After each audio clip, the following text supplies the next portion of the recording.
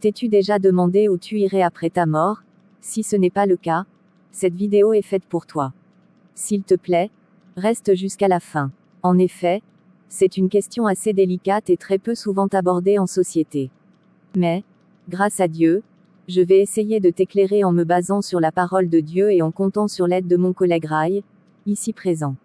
En effet, la parole de Dieu nous dit dans Romains 3:23, car tous sont péchés et sont privés de la gloire de Dieu. Ici, la Bible nous dit que tout homme sur la terre est pécheur.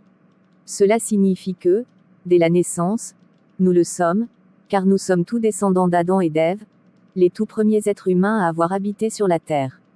Notons ici que le péché nous éloigne de Dieu d'une manière significative. Je vais passer la parole à mon frère pour qu'il t'explique mieux ce qu'est le péché. Comme notre sœur l'a si bien dit, l'homme est de nature pécheresse, ce qui signifie qu'il pêche même sans s'en rendre compte. Et pécher, c'est faire ce qui est contraire à la volonté de Dieu. Le péché a une particularité bien précise. Il cause l'éloignement de l'être vis-à-vis de Dieu.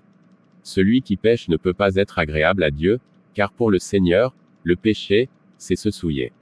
J'espère vous avoir apporté quelques éclaircissements. Merci, Rai, pour ton éclairage. Maintenant, lisons Romains 6 verset 23. Car le salaire du péché, c'est la mort, mais le don gratuit de Dieu, c'est la vie éternelle en Jésus-Christ notre Seigneur. Nous avons vu tout à l'heure ce qu'est le péché, et maintenant, d'après la parole, nous constatons que le salaire du péché, c'est la mort. Cela signifie que le péché conduit à la mort. Je vais laisser Rai t'éclairer davantage sur ce verset. En effet, ce verset nous parle de la mort. Mais en réalité, cette mort n'est pas la mort physique, mais plutôt la mort spirituelle, qui est la plus grave. Nous devons savoir que la mort physique est peu considérée aux yeux de Dieu, mais la mort spirituelle est la plus dangereuse, celle dont le Seigneur voudrait que nous échappions, car elle est liée au châtiment éternel qu'est l'enfer. Donc, mourir en étant séparé de Dieu nous conduit directement en enfer.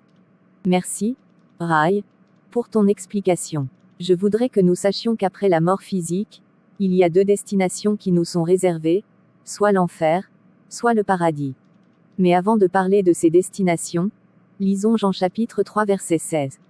Car Dieu a tant aimé le monde qu'il a donné son Fils unique, afin que quiconque croit en lui ne périsse point, mais qu'il ait la vie éternelle. En effet, ce verset témoigne de l'amour de Dieu pour nous. Tu peux changer ta situation. S'il te plaît, ne regarde pas ta vie présente. Jésus peut tout changer dans ta vie si tu lui donnes accès. Je ne sais pas ce que tu vis, ni ce que tu traverses, ni de quel pays tu viens. Mais ce que je sais, c'est que Jésus-Christ t'aime et veut te sauver dès maintenant. Je voudrais aussi te rappeler que personne ne connaît ni le jour ni l'heure de sa mort. Cela peut être aujourd'hui pour moi comme pour quelqu'un d'autre. Rien n'est certain. Mon désir, c'est que tu donnes ta vie à Dieu. Si tu veux réellement recevoir Jésus-Christ dans ta vie, c'est le meilleur choix que tu puisses faire. Alors je vais passer la parole à Rai, et il va t'aider. Merci pour ce privilège, Hélène. Pour recevoir Jésus-Christ dans ta vie en ce moment, tu vas simplement répéter ces paroles après moi, avec foi et la conviction que le Seigneur Jésus-Christ est à la porte de ton cœur et prêt à entrer. Répète après moi. Seigneur Jésus, je suis un pécheur misérable. J'ai péché contre toi en parole, en pensée et en acte, depuis que je suis né jusqu'à maintenant. Seigneur, j'ai entendu parler de toi, et maintenant je te supplie de me pardonner. Je te supplie d'entrer dans mon cœur. S'il te plaît, viens et demeure avec moi jusqu'à ton retour. Accorde-moi la persévérance dans cette nouvelle vie que tu m'accordes, je t'en supplie, Seigneur. Au nom de Jésus-Christ, Amen. Félicitations, tu viens de faire meilleur choix de ta vie. À partir de cet instant tu es un citoyen céleste et je t'assure qu'il y a de la joie au ciel en ce moment. Que le Seigneur te bénisse abondamment.